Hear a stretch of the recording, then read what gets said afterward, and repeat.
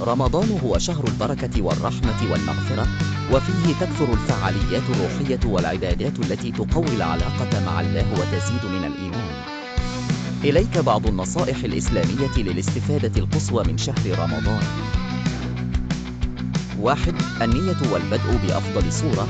قبل بداية الشهر الفضيل، اجعل نيتك صادقة في استغلال كل لحظة في الطاعة والعبادة. حاول تنظيم جدول يومي يشمل أوقات الصلاة والذكر وقراءة القرآن. 2. الالتزام بالصلاة. حرصك على أداء الصلوات في وقتها وخاصة الصلوات المفروضة هو من أولويات الشهر الكريم. حاول أداء صلاة التراويح في المسجد إذا أمكن لتشعر بجمال الاستماع للقرآن مع الجماعة.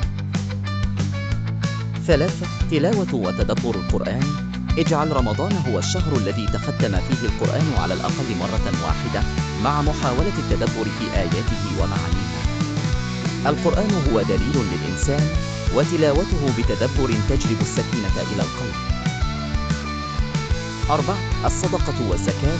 رمضان هو فرصة عظيمة للاهتمام بالآخرين ومساعدتهم. أخرج زكاة الفطر في وقتها، وحاول تقديم مزيد من العون لكل محتاج على هيئة صدقة. 5. الاعتكاف. إن أمكنك، حاول الإقامة في المسجد، خاصة في العشر الأواخر من رمضان، للتركيز بشكل كامل على عبادة الله والابتعاد عن المشاغل الدنيوية. 6. الدعاء والذكر.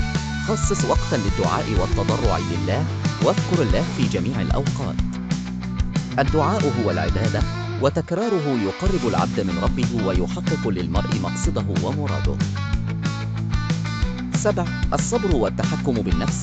رمضان ليس فقط امتناع عن الطعام والشراب، بل هو أيضا تدريب على الصبر والتحكم بالنفس، خاصة مع الابتعاد عن الغضب والكلام الفاحش.